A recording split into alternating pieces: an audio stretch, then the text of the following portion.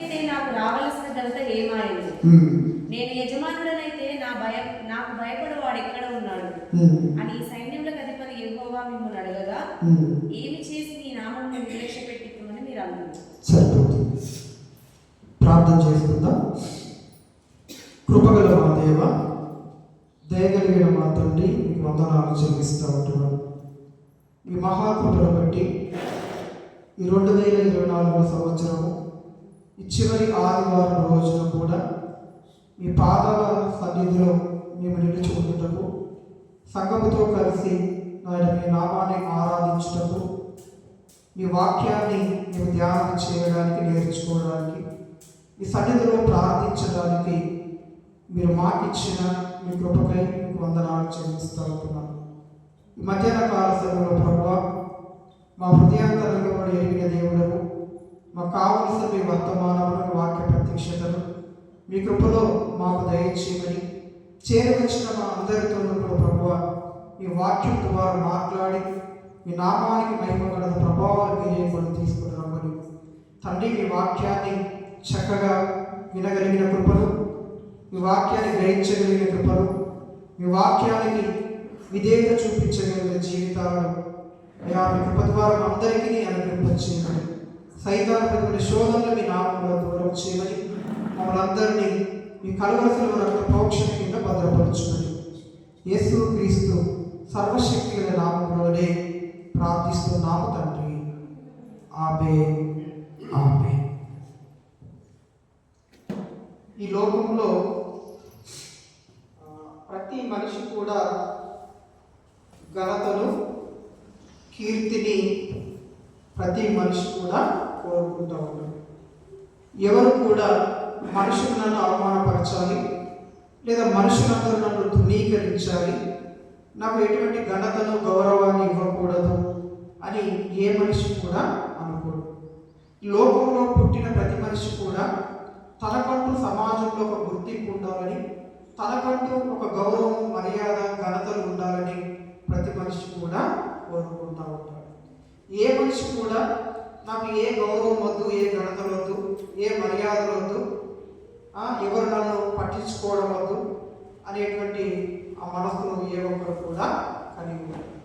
కాబట్టి మనుషులుగా మనమందరం కూడా ఈ లోకంలో ఉన్న మనుషులందరి చేత గణపరచబడాలని, గౌరవించబడాలని, అలాగే వారి చేత మహిమపరచబడాలని మనము అనేక సార్లు కోరుకుంటూ ఉంటాం. దానికి తగినటువంటి ప్రయత్నాలను కూడా మనము చేస్తాం.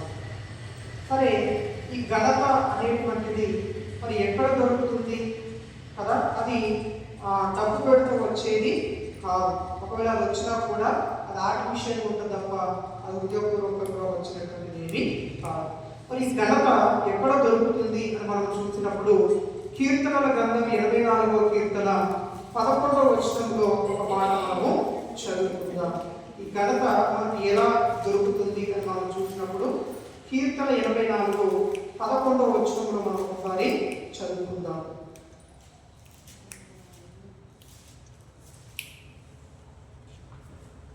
దేవుడైన యెహోవా సూర్యుడు ఇదేనా?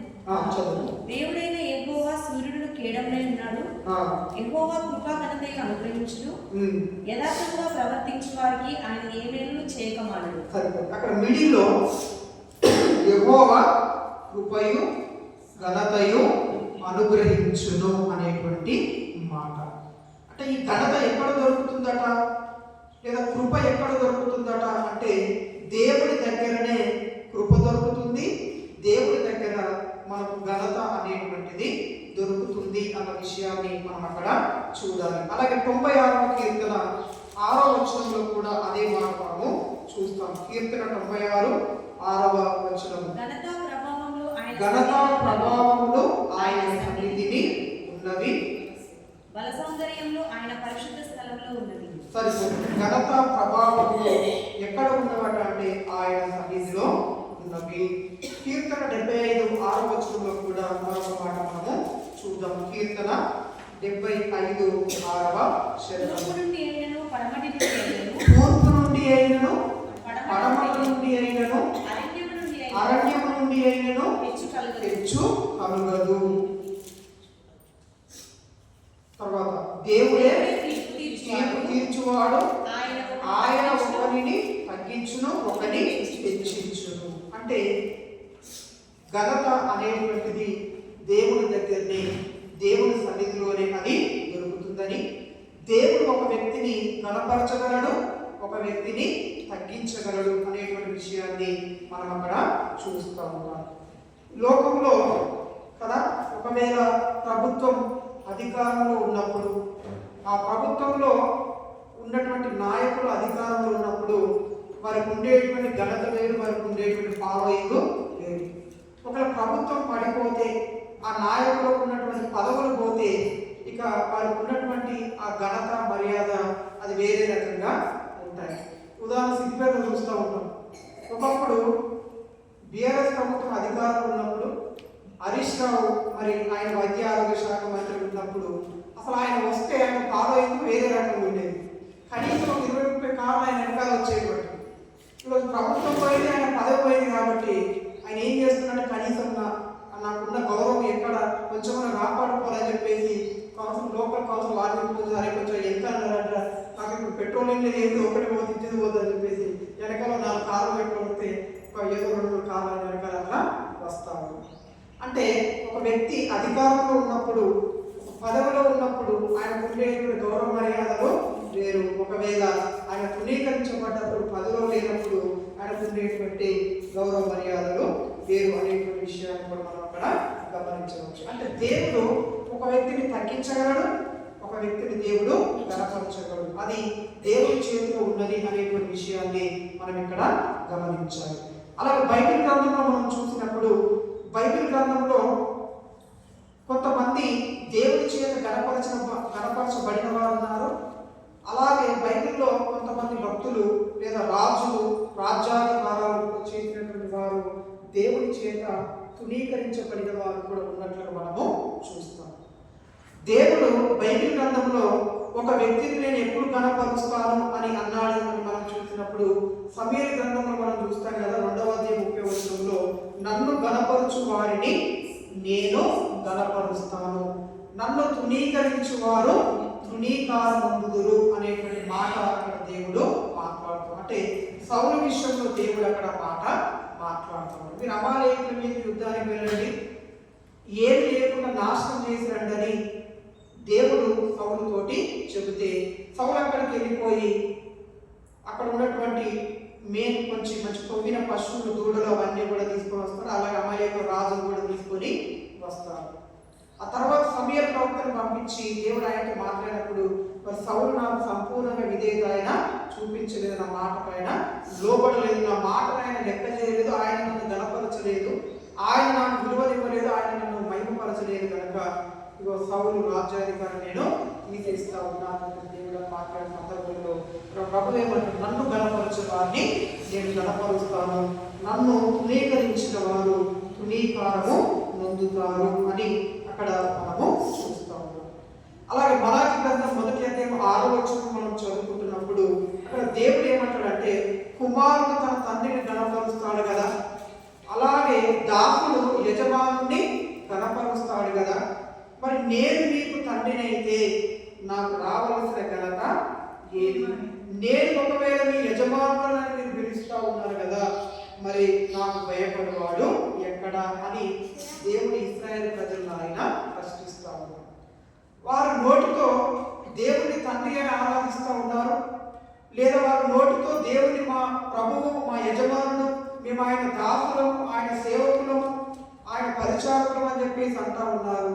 కానీ లోబడే విషయంలో వారు దేవుణ్ణి గణపరచలేదు. ఇప్పుడు దేవుడు ఏం కోరుకుంటా ఉన్నాడు ఆయన ప్రజల నుంచి అంటే, తన ప్రజలు తనకు విధేయత చూపించడం ద్వారా తన నామాన్ని వారు గణపరచాలని, తన నామాన్ని వారు మహిమపరచాలని దేవుడు కోరుకుంటున్నట్లుగా ఆ మాటలో మనం అక్కడ చూస్తూ ఉంటాం. మలాకి గ్రంథం 1వ అధ్యాయం 6వ వచనం మనం చూసినప్పుడు ఏంటంటే, దేవుడు అడుగుతా, ఒరే బాబు మీరు నన్ను గణపరచాలి కదా, మీరు నన్ను మహిమపరచాలి కదా, నాకు రావాల్సిన ఘనత నాకు ఇవ్వట్లేదు, నాకు రావాల్సిన మహిమను మీరు నాకు ఇవ్వట్లేదు అని చెప్పేసి దేవుడు అక్కడ వారిని ప్రశ్నిస్తున్నట్లుగా మనం అక్కడ చూస్తూ ఉంటున్నాం.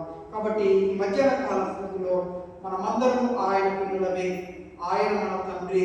కాబట్టి దేవుడు ఆయన పిల్లలమైన మన ద్వారా ఆయన నామం కనపరచబడాలని, మన ద్వారా ఆయన నామం మహిమపరచబడాలని ఆయన ఆశిస్తూ ఉన్నాడు అన్న విషయాన్ని మనం అర్థము చేసుకోవాలి.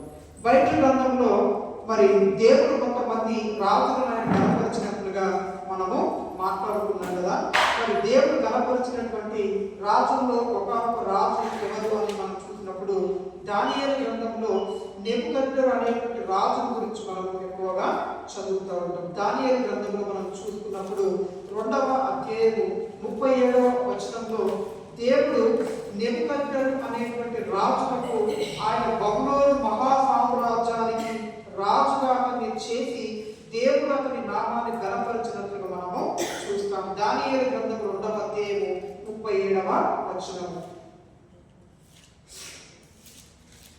దానియేలు గ్రంథం 2వ అధ్యాయము 37వ వచనము. రాజా పరలోకమందున్న దేవుడు రాజ్యమును అధికారమును బలమును ఘనతయు తమరికి అనుగ్రహించి ఉన్నాడు. తమరు రాజులకు రాజయ్యున్నారు. ఆయన మనుష్యులను నివసించు ప్రతి స్థలమందును మనుష్యులనేమి భూజంతువులనేమి ఆకాశ పక్షులనేమి అన్నింటినీ ఆయన తమరి చేతికి అప్పగించి ఉన్నాడు. వారందరి మీద తమరికి ప్రభుత్వం అనుగ్రహించి ఉన్నాడు. ఇక్కడ దానియేలు నెబుకద్నెజరుతో చెబుతున్నటువంటి మాట ఏమని చెప్తుందో దానియేలు నెబుకద్నెజరుతో అంటే, పరలోకమందున్నటువంటి దేవుడు ఈ రాజ్యాన్ని, ఈ బబులోను మహా సామ్రాజ్యాన్ని దేవుడు నీ చేతికి అప్పగించాడు. ఈ రాజ్యంలో ఉన్నటువంటి మనుషులందరినీ, ఈ రాజ్యంలో జీవరాశులన్నింటినీ కూడా దేవుడు నీ చేతికి అప్పగించాడు.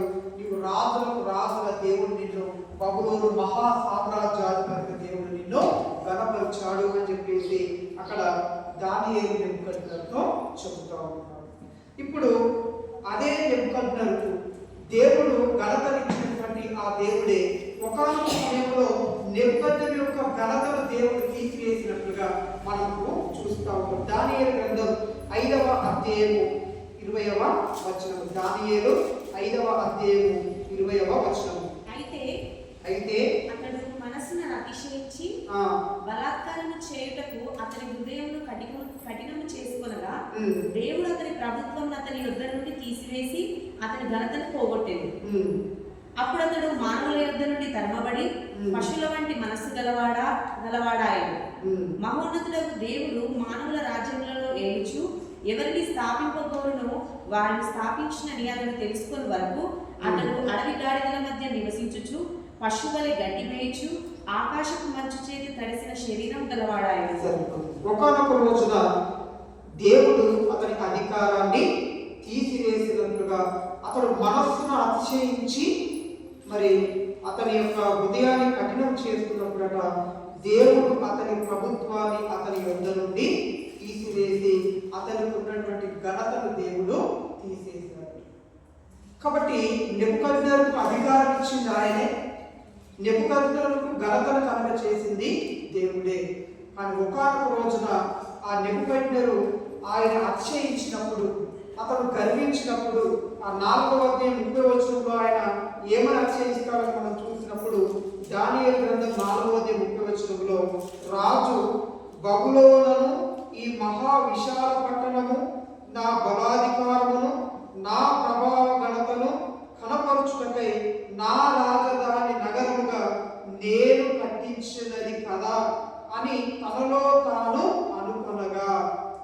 అంటే ఆయన ఏమనుకుంటున్నాడంటే ఈ ఘనత, ఈ అధికారము, ఈ పదవి, ఈ పేరు ప్రఖ్యాతలు ఇవన్నీ కూడా నేనే సంపాదించుకున్నా. నా సామర్థ్యమును బట్టి, నా శక్తిని బట్టి, నాకున్న తెలివితేటలను బట్టి, నాకున్న జ్ఞానాన్ని బట్టి నేనే సంపాదించుకున్నా అని ఎప్పుడైతే తన మనసులో అనుకున్నాడో వెంటనే దేవుడు ఆయన అధికారాన్ని తీసివేసి ఆ సీట్లో నుంచి కిందికి తీసేసి ఆయన పశువుల మధ్యలో ఒక పశువు లాంటి మనసు కలిగిన వాడే జీవించేటట్టుగా దేవుడు అతన్ని చేశాడు. ఒకప్పుడు బబులోను మహా సామ్రాజ్యానికి అధిపతిగా కొనియాడబడినటువంటి ఇప్పుడు నెబుకద్నెజరు ఇప్పుడు ఎలా వెళ్తున్నాడు? పిచ్చి పట్టిన వాడై, పశువు లాంటి మనసు గలవాడై గట్టి వేసేటటువంటి దేవుడు అతన్ని చేశాడు. ఒకప్పుడు నెబుకద్నెజరు గణపరిచినటువంటి ఆ దేవుడే ఈ రోజున మనుషులందరి చేత తునీకరించబడేటటువంటి దేవుడు చేశాడు. దానికి కారణం ఏంటంటే నెబుకద్నెజరు తన హృదయంలో గర్వించడమే. ఈ అధికారం నేను సంపాదించుకుంది, ఈ పదవి నేను సంపాదించుకుంది, ఈ యొక్క సామ్రాజ్యాన్ని నేను సంపాదించుకున్నా అనేటువంటి ఆ గర్వం ఎప్పుడైతే తనలోకి వచ్చిందో అప్పుడు దేవుడు ఏమంటాడంటే, ఒరే బాబు, నీకు బుద్ధి వచ్చేటప్పుడు కూడా నేను నీకు గట్టిని తినిపిస్తా. ఎప్పుడైతే నీకు బుద్ధి వస్తుందో, ఇది నేను కాదు సంపాదించుకున్నది, పరలోకమందున్నటువంటి దేవుడే నాకు ఈ అధికారాన్ని ఇచ్చాడు, ఆయన కృప ద్వారానే ఈ బలం నాకు ఇచ్చాడు, ఈ అధికారం నాకు ఇచ్చాడు, ఈ పదవి నాకు దొరికిందని ఎప్పుడైతే నీలో మనసు వస్తుందో అప్పటి వరకు కూడా నేను నీకు గడ్డి తినిపిస్తాను, నీకు బుద్ధి వచ్చే వరకు కూడా నేను గడ్డి తినిపిస్తాను చెప్పేసి మరి బబులోను మహా సామ్రాజ్యాన్ని ఏమినటువంటి ఆ నెబుకద్నెజరు అనేటువంటి మహా చక్రవర్తికి దేవుడు బుద్ధిని తెప్పించడానికి ఏం చేశాడట? గడ్డిని తినిపించేశాడు. కొంతకాలం అలా జరిగిన తర్వాత ఎప్పుడైతే తన మనసులో ఒరే బాబు, ఇది నేరుగా సంపాదించుకుంది దేవుడే, పరలోకమందున్నటువంటి దేవుడే ఈ అధికారం నాకు ఇచ్చాడు అని ఎప్పుడైతే దేవుని గణపరిచాడో అప్పుడు వెంటనే మరి నెబుకద్నెజరు యొక్క ఆ సామ్రాజ్యాన్ని తిరిగి ఆ ఘనతను దేవుడు అతనికి అప్పగించినట్టు మనము చూస్తాము. కాబట్టి ఆ సమూయేలు గ్రంథంలో చెప్పినట్లుగా దేవుడు ఎవరిని గణపరుస్తారట? ఎవరైతే తనను గణపరుస్తారో దేవుడు వారిని గణపరుస్తారు. ఎవరైతే తనను తునీకరిస్తారో దేవుడు వారిని తునీకరిస్తారు. ఎప్పుడైతే నెబుకద్నెజరు దేవుని తునీకరించాడో వెంటనే దేవుడు అతన్ని తునీకరించి ఆయన మనుషులు కూడా తునీకరించేటట్లుగా చేసి గడ్డి తినిపించాడు. ఎప్పుడైతే తన మనసు మార్చుకొని దేవుడి వైపు తిరిగాడు, ఎప్పుడైతే దేవుని గణపరిచాడో వెంటనే దేవుడు మరి అతన్ని మరలా బాగు చేసి మరి దేవుడు అతన్ని గణపరిచాడు, సింహాసనం మీద కూర్చోబెట్టినట్టు మనము చూస్తాము. అలాగే ఇదే దానియేలు గ్రంథంలో మరొక రాజు గురించి మనం చదువుకున్నప్పుడు 5వ అధ్యాయము 22వ వచనం నుంచి మనం చదువుకుంటున్నప్పుడు అక్కడ మరి మరొక రాజు బెల్షస్సరు అనేటువంటి రాజు గురించి మనం అక్కడ చదువుకుంటాం. దానియేలు గ్రంథం 5వ అధ్యాయము 22వ వచనంలో మనం చదువుకుంటున్నప్పుడు దానియేలు గ్రంథం 5వ అధ్యాయము 22వ వచనము, బెల్షస్సరు అతని కుమారుడు నీవు ఈ సంగతి అంతా ఎరిగి ఉండి నీ మనస్సును అణుచుకొనగా పరలోకమందున్న ప్రభువు మీద నిన్ను నీవే హెచ్చించుకొంటివి. ఎట్లనగా నీవును నీ అధిపతులను నీ రాణులను నీ ఉపపత్నులను దేవుడు ఆలయ సంబంధమైన ఉపకరణములలో ద్రాక్షరసం పోసి త్రాగవలనని వాటిని తెచ్చి ఉంచుకొని వాటితో త్రాగుచు చూడనైనను విననైనను గ్రహింపనైనను చేతకాని వెండి బంగారు ఇత్తడిను కర్రరాయి అను వాటితో చేయబడిన దేవతలను స్తుతించితిరి గాని నీ ప్రాణమును నీ సకల మార్గములను ఏ దేవుని వశములో ఉన్నవో ఆయనను నీవు గణపరచలేదు. కావున ఆయన ఎదుట నుండి ఈ ఎర చేయి వచ్చి ఈ వ్రాతను వ్రాసిన శాసన మీదనగా మేనే టెకెల్ ఉపాసి. ఇక్కడ ఆ 24వ వచనంలో లేదా 23వ వచనం చివరి భాగంలో ఏమనుందంటే, నీ ప్రాణమును నీ సకల మార్గములను ఏ దేవుని వశములో ఉన్నవో ఆయనను నీవు గణపరచలేదు. ఆయనను నీవు గణపరచలేదు. ఒక రోజున ఈ బెల్షస్సరు అనేటువంటి రాజు ఏం చేశాడంటే, తన ప్రభుత్వంలో ఉన్నటువంటి 1000 మంది అధికారులను పిలిపించి వారి కొరకు గొప్ప విందును ఆయన ఏర్పాటు చేశాడు. సరే, విందులో మద్యం తాగడం అది వాళ్ళ సాంప్రదాయం, సరే మద్యం తాగుతూ ఉంటున్నారు. కొంత సమయం అయిపోయిన తర్వాత ఆయన ఒక చెడు ఆలోచన వచ్చింది. మనం యెరూషలేమును ముట్టడి వేసినప్పుడు యెరూషలేము దేవాలయంలో నుంచి దేవాలయ మందిర సంబంధమైన పాత్రలను, వెండి బంగారు పాత్ర ఇత్తడి పాత్రలు అన్ని తీసుకొని వచ్చి మన ఖజానాలో దాచిపెట్టాం కదా, ఇప్పుడు ఆ పాత్రలన్నిటిని మీరు తెప్పించండి, అందులో మనం మద్యం తాగలం అన్నట్లుగా ఆయన ఆలోచన చేసి ఆ మందిర సంబంధమైన పాత్రల్లో ద్రాక్షరసం పోసి ఆయన తాగి మరి ఆనందిస్తూ ఉంటుండగా ఒక్కసారిగా దేవుడు గోడ పైన తన చేరాతను ఆయన రాసి నేనేంటికే అనేటువంటి మాట.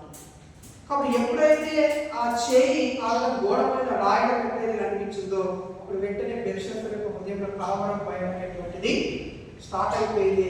ఆ విందంతా ఒక్కసారిగా సైలెన్స్ మరి ఏంటి ఆ రాత్రి యొక్క అర్థం ఏంటి అని చెప్పేసి దానియేలు అడిగినప్పుడు అది దానియేలు చెబుతున్నటువంటి మాట.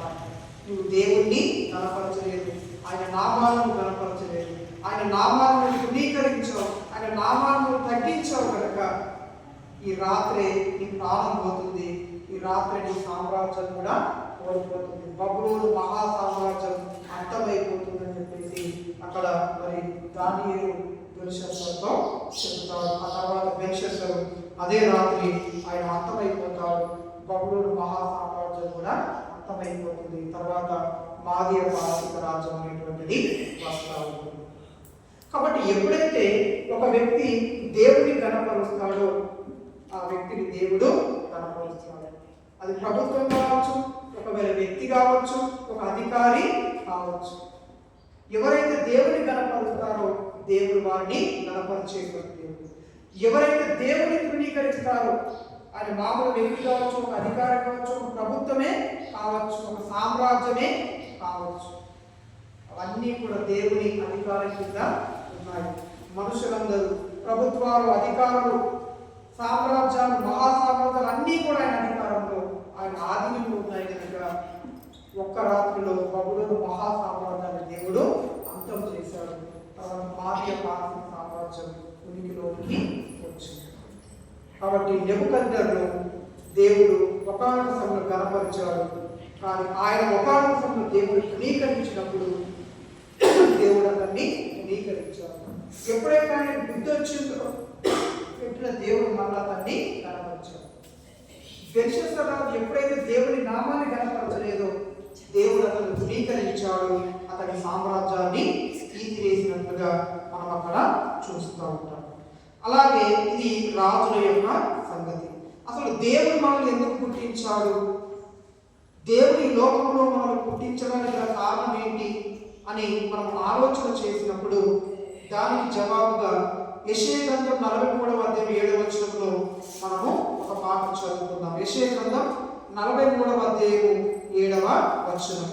నా మహిమ నిమిత్తము నేను సృజించిన వారిని, నా మహిమ నిమిత్తము నేను సృజించిన వారిని, నా నామం పెట్టబడిన వారిని అందరినీ తెప్పించుము, నా నామం పెట్టబడిన వారందరినీ తెప్పించుము, నేనే వారిని కలగజేసి నేనే వారిని కలగజేసి తిని, వారిని పుట్టించిన వాడను నేనే, వారిని పుట్టించిన వాడను నేనే అంటాడు. కాబట్టి దేవుడు ఎందుకు ఆయన పుట్టిస్తూ ఉన్నాడట, ఎందుకు వారిని కలగజేస్తూ ఉన్నాడట అంటే ఆయన మహిమ నిమిత్తం. మనల్ని దేవుడు ఎందుకు పుట్టించాడు ఈ లోకంలో, దేవుడు ఎందుకు ఈ లోకంలోనికి ఆయన రప్పించాడు, దేవుడు ఎందుకు ఆయన కలగజేశాడు ఈ భూమి మీద అంటే మన ద్వారా ఆయన నామము గణపరచబడాలని, మన ద్వారా ఆయన నామము కీర్తించబడాలనే ఉద్దేశంతో దేవుని లోకంలో ఆయన మనల్ని పుట్టించినట్లు మనము చూస్తూ ఉంటాం. అలాగే యెషయా గ్రంథం 43వ అధ్యాయంలో 20వ వచనంలో 21వ వచనంలో మనం చూసినప్పుడు 20 నేను ఏర్పరచుకున్న ప్రజలు త్రాగుటకు అరణ్యములో నీళ్లు పుట్టించుచున్నాను, ఎడారిలో నదులు కలగజేయుచున్నాను, అడవి జంతువులను, అడవి కుక్కలను, నిప్పుకోళ్లను నన్ను గణపరచును, నా నిమిత్తము నేను నిర్మించిన జనులు నా స్తోత్రమును ప్రచురణ చేయుదురు. సరిపోతుంది. ఇక్కడ దేవుడు ఏమంటున్నాడంటే నేను సృష్టించిన జీవరాశులన్నీ కూడా నన్ను గణపరుస్తున్నాయి, అలాగే నేను పుట్టించిన మనుషులందరూ కూడా నా నామాన్ని గణపరచాలి అన్నట్లుగా దేవుడు చెబుతున్నట్లుగా మనము చూస్తూ ఉంటున్నాం. కాబట్టి దేవుడు సృష్టించిన ఈ సృష్టి అంతా కూడా దేవునికి లోబడుట ద్వారా దేవుని యొక్క నామాన్ని గణపరుస్తూ ఉంది. అలాగే దేవుని చేత సృజింపబడినటువంటి మనము, దేవుని చేత అనునిత్యము మేలు పొందుకుంటున్న మనము కూడా దేవుని నామాన్ని గణపరచాలని దేవుడు ఆయన మన పట్ల ఆశను కలిగి ఉన్నాడు. అందుకే పౌలు కొరింథీయులతో మాట్లాడుతూ ఆ కొరింథీ పత్రిక మొదటి పత్రిక 10వ అధ్యాయము 31వ వచనంలో పౌలు ఒక మాట అంటారు కదా. మొదటి కొరింథీ 10వ అధ్యాయము 31వ వచనం. మొదటి కొరింథీ 10:31. కాబట్టి మీరు భోజనము చేసినను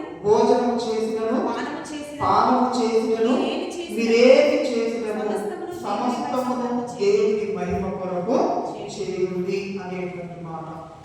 కాబట్టి దేవుని యొక్క ఆశ ఏంటంటే మన జీవితంలో ఏది జరిగించినా దాని ద్వారా దేవుని నామానికి మహిమ రావాలి. మనం తిన్నా, తాగినా, ఆడినా, పాడినా, ఒకవేళ మనం ఏదైనా పని చేసినా, ఉద్యోగం చేసినా, ప్రతి దాని ద్వారా కూడా దేవుని నామం కనపరచబడాలని దేవుడు ఆశపడుతూ ఉన్నాడు.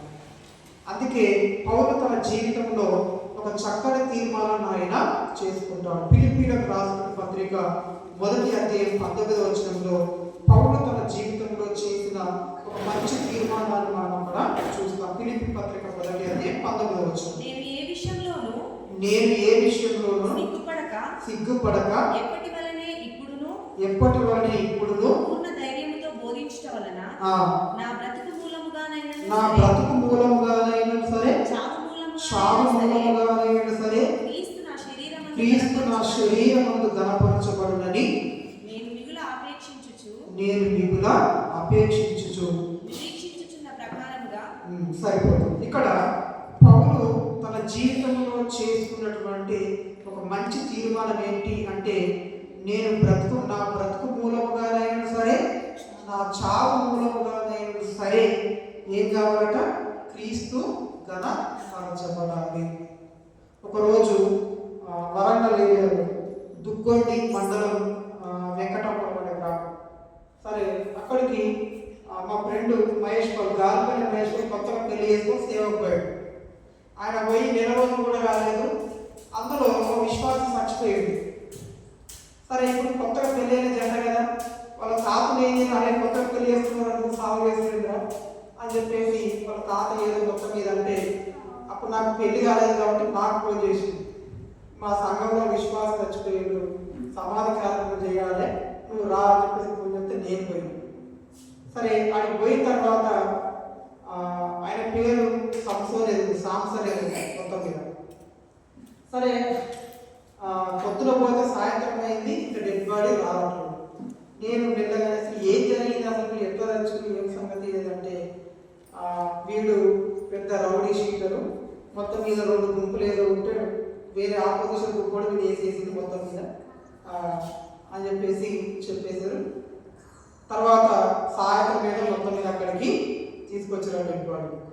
పేరుకు వాళ్ళ సంస్థనే కానీ నిజానికి మన సావు క్రైస్తవ సావే కానీ, వాడిని పెట్రోల్లో పెట్టి ప్రార్థన చేసే సమాధానం పెట్టి చేసే సావే కానీ, మరి మన బ్రతుకు మూలంగా దేవుడి నామాన్ని గడతలేదు, మన సావు మూలంగా కూడా దేవుడి నామానికి పెద్ద ఘనత ఏమీ లేదు. వాడు బతికినప్పుడు దేవుని కనపరచలేదు, కనీసం సత్య సంఘాన్ని మారుమనం పొంది రక్షణ పొంది మొత్తం మీద ఒక క్రైస్తవులుగా జీవించి సత్యం అనేటువంటి విధానం కూడా అక్కడ లేదు. కాబట్టి అక్కడ ఏం చెప్పాలో నాకు అర్థం కాక మొత్తం మీద మన పేరు లేకుండా, మన పేరు ఎత్తకుండా, మన జీవితంలో ఏ సంఘటన కూడా లేవనెత్తకుండా మొత్తం మీద గాస్పల్ చెప్పి మొత్తం మీద పట్టేసి బయటకు వచ్చేసింది.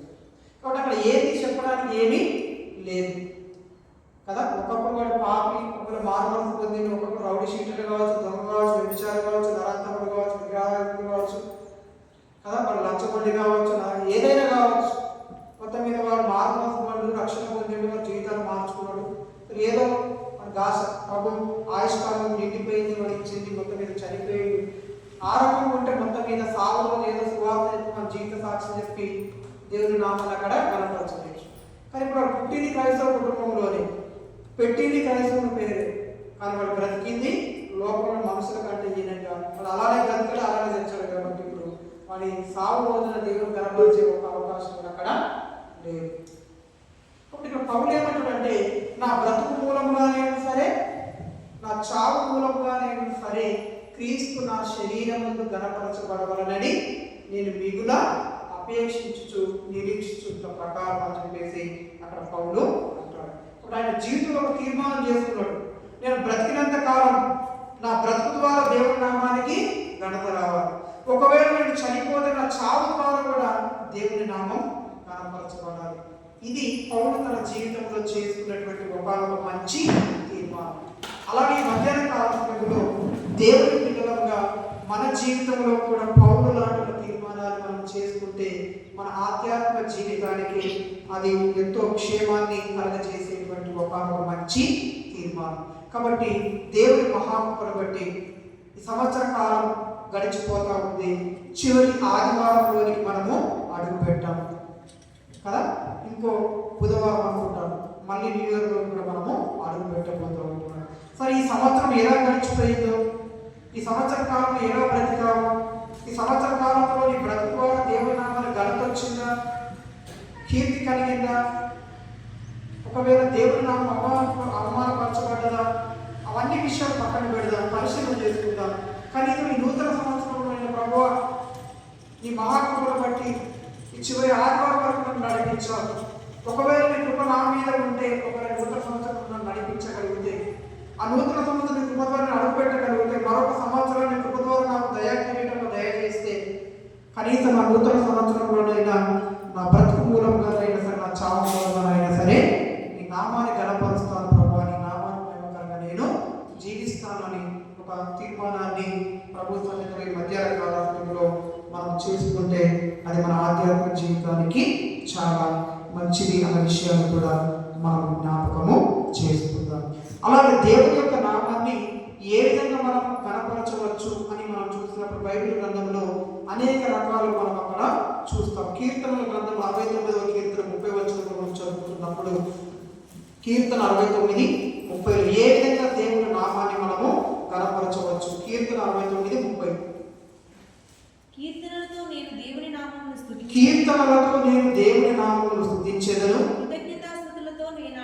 కృతజ్ఞతాస్తుతులతో నేను ఆయనను గణపరచెదను. ఎత్తు కంటేను కొమ్ములను డెక్కలను గల కోడె కంటేను అది యెహోవాకు ప్రీతికరము. దేవుని ఏ విధంగా మనం గణపరచవచ్చట అంటే ఆయన నామాన్ని కీర్తించడం ద్వారా, ఆయన నామాన్ని ఆరాధించడం ద్వారా, స్తుతి ఆరాధన ద్వారా నీవు నీ దేవుని నామాన్ని గణపరచవచ్చు. మొట్టమొదటిగా నీ బ్రతుకు ద్వారా, నీ జీవితం ద్వారా దేవుని నామాన్ని గణపరచవచ్చు. రెండవదిగా దేవుని స్తుతించడం ద్వారా, ఆరాధించడం ద్వారా ఆయన నామాన్ని నీవు గణపరచవచ్చు. కాబట్టి ఈ చివరి ఆదివారం రోజున ప్రభు సన్నిధానంలో ఉన్నటువంటి మనం దేవుని సన్నిధిలో తీర్మానాన్ని మనము చేసుకుందాం. ఈ లోకంలో దేవుడు నన్ను పుట్టించింది ఆయన మహిమ కొరకు, ఆయన నామాన్ని గణపరచాలనే ఉద్దేశంతో దేవుడు నన్ను పుట్టించాడు. కాబట్టి నా బ్రతుకు మూలంగానైనా సరే, నా చావు మూలంగానైనా సరే నా ప్రభుని నామము గణపరచబడాలి, ఆ విధంగా జీవించాలన్న ఒక తీర్మానాన్ని ప్రభు సన్నిధిలో మనము చేద్దాం. దేవుడు మనల్ని గణపరచాలంటే ముందుగా ఆయన్ని మనము గణపరచాలి. ఒకవేళ దేవుడు మనం గణపరచకపోతే దేవుడు మనల్ని గణపరచలేడు. ఆయన గణపరచగలడు, ఆయన ఘనతను తీసివేయగలడు. నెబుకద్నెజరు ఘనతనిచ్చింది ఆయనే, ఆ ఘనతను తీసివేసింది కూడా ఆయనే. కాబట్టి గణపరచువాడు, నిన్ను కిందికి దించేవాడు కూడా ఆయనే అన్న విషయాన్ని మనం ఇక్కడ జ్ఞాపకం చేసుకొని, అలాగే అపోస్తల కార్యంలో మనం చూసినప్పుడు చివరిగా చివరిగా ఈ మాట చూస్తే మనం ప్రార్థన చేద్దాం. అపోస్తల కార్యం 12వ అధ్యాయంలో, అపోస్తల కార్యం 12వ అధ్యాయము 21 నుంచి 23 వచనాలు. అపోస్తల కార్యం 12వ అధ్యాయము 21 నుంచి 23. నియమింపబడిన దినమందు హేరోదు రాజవస్త్రములు ధరించుకొని న్యాయపీఠం మీద కూర్చుండి వారి ఎదుట ఉపన్యాసం చేయగా జనులు ఇది దైవ స్వరమే కాని మానవ స్వరము కాదని కేకలు వేసింది. అతడు దేవుని మహిమపరచనందున వెంటనే ప్రభుదూతని మొత్తెని గనక పురుగులు పడి ప్రాణము విడిచాడు. మొత్తం మీద హేరోదు ఆయన సింహాసనం మీద కూర్చుండి ఆయన ఉపన్యాసం చేస్తా ఉంటే ఆయన ముందున్నట్టు ప్రజలు ఏమన్నారట, నువ్వు దేవుడివి అన్నట్టుగా మొత్తం మీద ఆయన దేవుని స్థానంలో పెట్టేశారు. అప్పుడు వెంటనే ఆయన, అరే నేను దేవుని కాదు, నా మాటలు దేవుని మాటలు కాదురా, నేను మామూలు రాజునేనా అని చెప్పేసి అంటే అయిపోయి. కాబట్టి ఆ మనుషుల యొక్క మహిమను గణన ఆయన ఏం చేసిందో స్వీకరించాడట.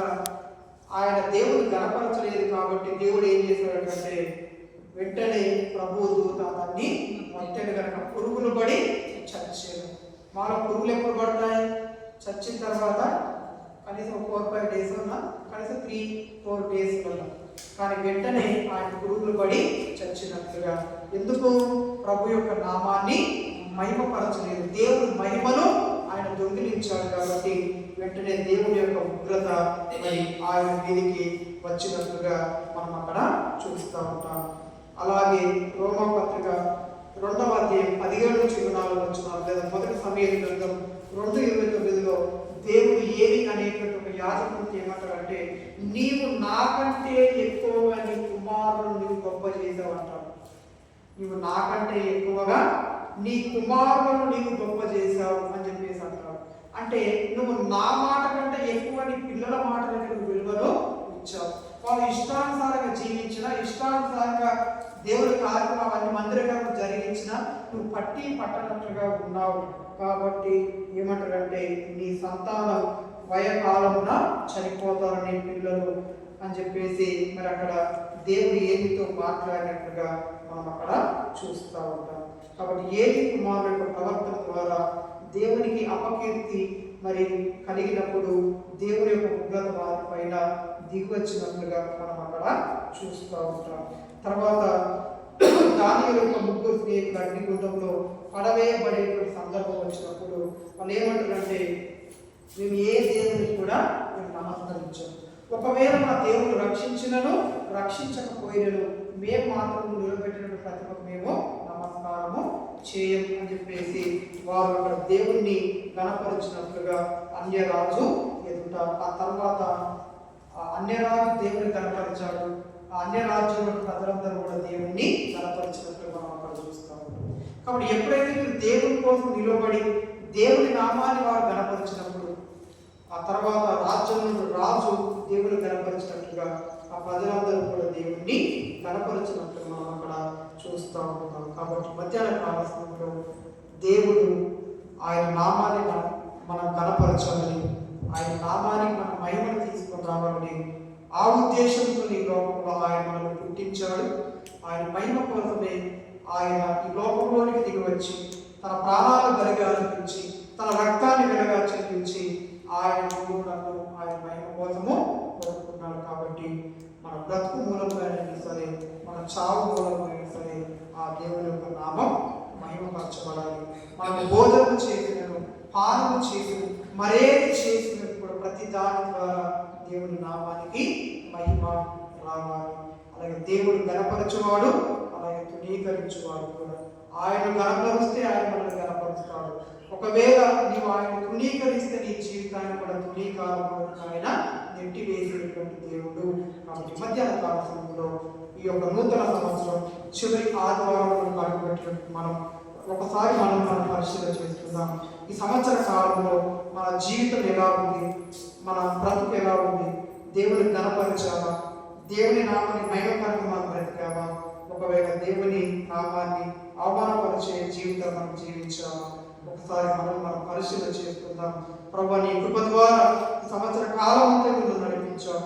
ఒకవేళ నీ కృప నా మీద ఉంటే ఈ యొక్క సంవత్సరాన్ని నూతన సంవత్సరం దయాకిరీలు నాకు దయచేస్తే ఈ నూతన సంవత్సరంలో అయిన ప్రభువా నీ మహిమ కోసం నేను జీవిస్తాను, ఈ నామాన్ని నేను కనపరుస్తాను ప్రభువా అనే ఒక తీర్మానంతో ప్రభు సన్నిధిలో మనం ప్రార్థన చేసుకుందాం. అందరం లేచి నిలబడదాం.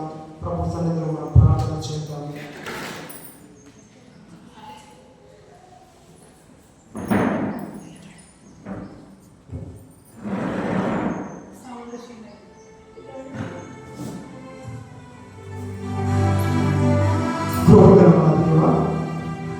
దయగలిగిన మా తండ్రి, మీకు వందనాలు చెల్లిస్తా ఉన్నాను.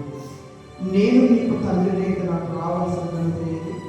నేను మీకు యజమానులైతే నాకు రావాల్సినటువంటి ఘనత ఏదని మిమ్మల్ని ప్రశ్నిస్తున్నాను. అవును తండ్రి, కుమారుడు తన తండ్రిని గణపరుస్తాడు, అలాగే దాసుడు తన యజమానుని కూడా గణపరుస్తాడు. మేము మీ కుమారులం అంటున్నాం, మేము మీ దాసులం అంటున్నాం, కానీ మీ నామాన్ని మేము గణపరచలేకపోతాం.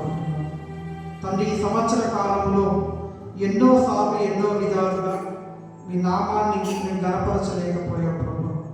మీ నామం కంటే ఎక్కువగా మేము మనుషులను గణపరచాం, మీ నామం కంటే ఎక్కువగా మమ్మల్ని మేము గణపరుచుకున్నాం, మీ నామం కంటే ఎక్కువగా ఈ లోకాన్ని సంపదలు మేము గణపరచాం, మీ నామం కంటే ఎక్కువగా ప్రభుత్వాలను అధికారులు మేము గణపరచాం. కానీ తండ్రి, సమస్తమును మీ స్వాధీనంలో ఉంచుకున్నటువంటి ప్రభు నిన్ను మేము మహిమపరచలేకపోయాం, మిమ్మల్ని మేము గణపరచలేకపోయాం. ప్రభు దయతో మమ్మల్ని క్షమించుకొని దేవా, ఈ నూతన సంవత్సరంలో నాయన దగ్గర అవుతున్నటువంటి మేము ఒకవేళ మీ కృప ద్వారా ఈ నూతన సంవత్సరాన్ని మీ కృప ద్వారా మీరు మాకు దయాకీయంగా దయచేసినట్లయితే ఈ రానున్న నూతన సంవత్సర కాలంలోనైనా ప్రభు నాయన మరి పౌరులాగా ఒక మంచి తీర్మానంతో మేము ఆ సంవత్సరం అడుగు పెట్టడానికి కృప చూపించారు.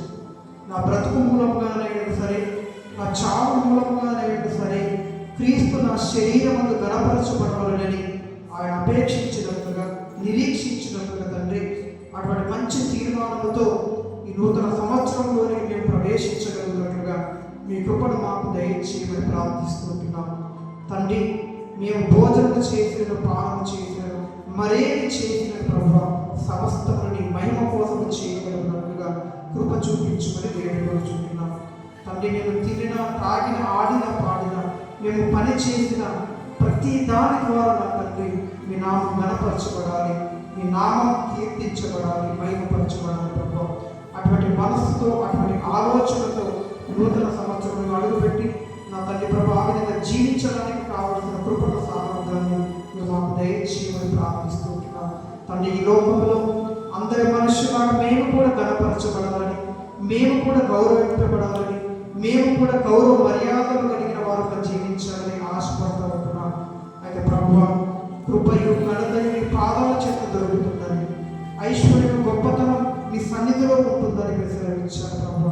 అది మేము సంపాదించుకుంటూ వచ్చేది కాదు, మీ కృప ద్వారానే మీకు అది మీరు మాకు అనుగ్రహిస్తే వచ్చేదని నా తండ్రి ప్రభు. మీ నామాన్ని మేము గణపరుస్తే, మీ నామాన్ని మేము మహిమపరుస్తే మీరు మమ్మల్ని గణపరుస్తారని, ఒకవేళ మీ నామాన్ని మేము తృణీకరిస్తే ప్రభు మీరు మమ్మల్ని తృణీకరిస్తారని నెబుకద్నెజరు జీవితాన్ని మా ముందుకు తెచ్చిపెట్టారు ప్రభు. అందరూ బట్టి మీకు వందనాలు చెల్లిస్తా ఉన్నాను తండ్రి. మిమ్మల్ని గణపరిచే జీవితాలు మాకు దయచేయండి, మీ చేత గణపరచబడే జీవితాలను మీ కృప ద్వారా మాకు అనుగ్రహింపచేయమని చూస్తున్నాను. అలాగే పరిశుద్ధ జీవితాన్ని మా ముందు పెట్టారు ప్రభు తండ్రి. తాను ఒకానొక సమయంలో అయ్యా తన ప్రాణం, తన సర్వస్వం ఏ దేవుని స్వాధీనంలో ఉందో ఆ దేవుని నామాన్ని గణపరచుకుని అవమానపరచినప్పుడు తండ్రి మీ ఉగ్రత గురయ్యాడని, తన ప్రాణాన్ని, తన సామ్రాజ్యాన్ని అదే రాత్రి పోగొట్టుకున్నాడని దేవుడు హెచ్చరించినందుకు వందనాలు చెల్లిస్తూ ఉంటున్నాను. అలాగే ప్రభువా, హేరోదు మిమ్మల్ని గణపరచినందున పురుగులు పడి చచ్చాడని మేము విన్నాము. ఇటు హెచ్చరికలు కూడా మేము తీసుకోవడానికి సహాయం దయచేయండి. ఈ లోకంలో మేమేమై ఉన్నామో అది కేవలం మీ కృపను బట్టి ఏంటంటే మాకు కలిగిన సమస్తం మీ కృప ద్వారా మీరు మాకు ఇచ్చిందే ప్రభువా. ఈ ఆరోగ్యం, ఈ ఆవిష్కారం, ఈ జ్ఞానం, ఈ తెలివితేటలు, ఈ సంపద, ఈ ఉద్యోగం, ఈ సామర్థ్యం తండ్రి ఇవన్నీ మీ కృప ద్వారా మాకు ఇచ్చిందే ప్రభా. ఈ లోకంలో వట్టి చేతులకు వచ్చాం, ఈ లోకాన్ని విడిచిపెట్టి వట్టి చేతులకు వెళ్ళిపోయేవారు. ఈ ప్రాణాత్మ దేహాన్ని ఇచ్చింది మీరు ప్రభువా. తల్లి గర్భంలో మాకు రూపాన్ని ఏర్పరిచింది మీరు ప్రభువా. ఈ రోజు మేము ఏమై ఉన్నామో, ఏ స్థితిలో ఉన్నామో, ఈ రోజున ఏ సౌకర్యాలు మేము కలిగి ఉన్నామో అవన్నీ కూడా సమస్తం మీ కృప ద్వారా మాకు అనుగ్రహించబడిందే నాన్న. అతిశయించడానికి ఏ కారణం లేదు ప్రభువా. మాలో ఏది లేదు, ఏ మంచి లేని వారు నాకు, ఏ యోగ్యత లేని వారు ప్రభువా తండ్రి. అపవిత్రులు, అయోగ్యులు నా తండ్రి, అనీతిమంతులకు నాయన, మీకు విరోధంగా జీవించిన వారిని నా తండ్రి, కేవలం మీ ఉగ్రతకు పాత్రలు దేవా.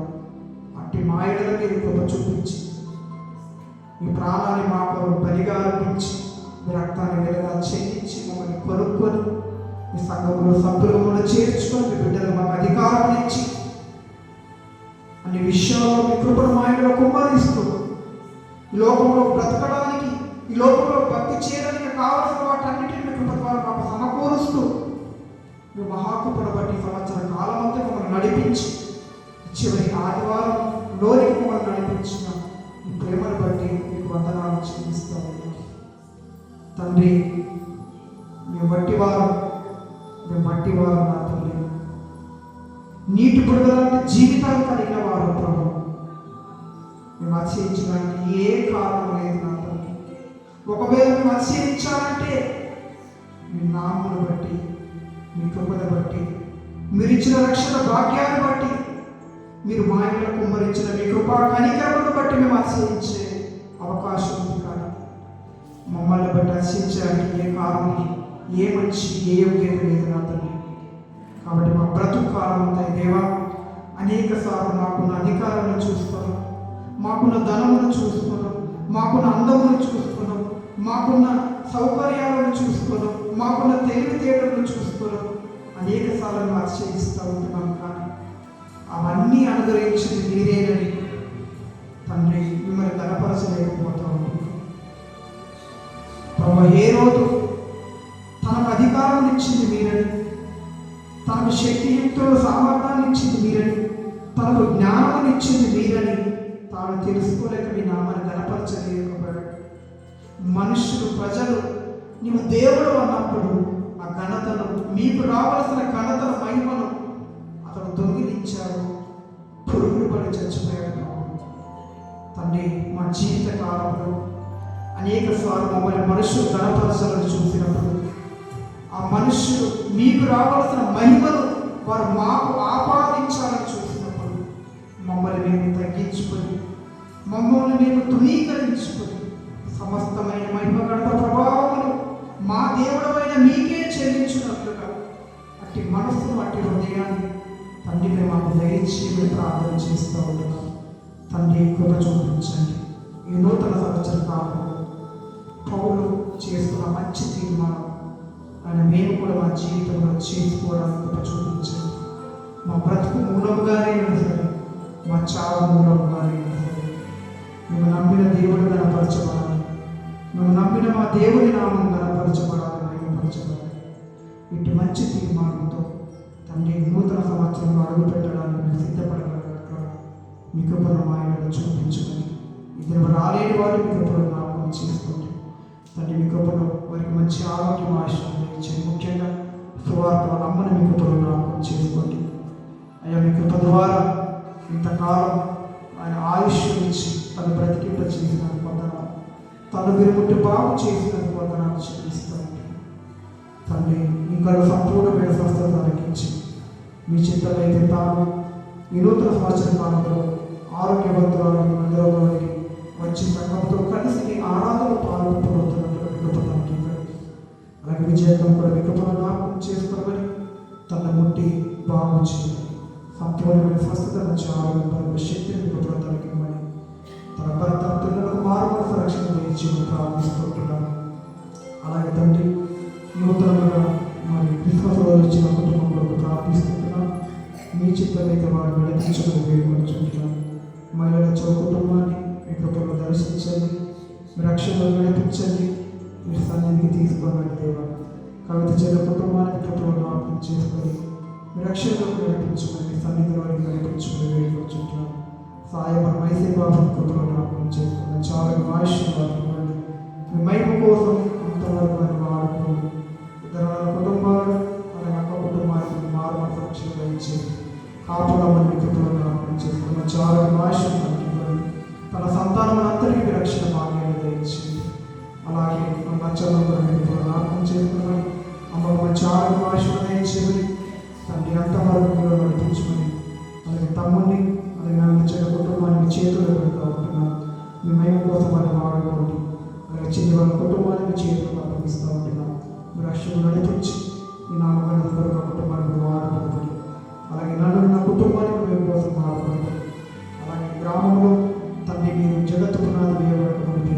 మీ సంకల్పంలో, మీ ఏర్పాటులో ఆయన మీరు ఎంతమందిని అయితే మీరు ఎన్నుకున్నారు వారందరినీ కూడా తగిన కాలం వద్ద మీరు దర్శించి వారి రక్షణ కార్యాన్ని జరిగించి ఈ లోకం నుండి వారిని వేరుపరిచి స్థానిక సంఘంలో సభ్యులుగా వారిని చేర్చి సంఘాన్ని సంఖ్యాపరంగా మీరే అభివృద్ధి చేయమని కృప చూపించుకోండి. యేసుక్రీస్తు సర్వశక్తి నామములోనే ప్రార్థించుచున్నాము తండ్రి. ఆమేన్. పాట పాడుతుండగా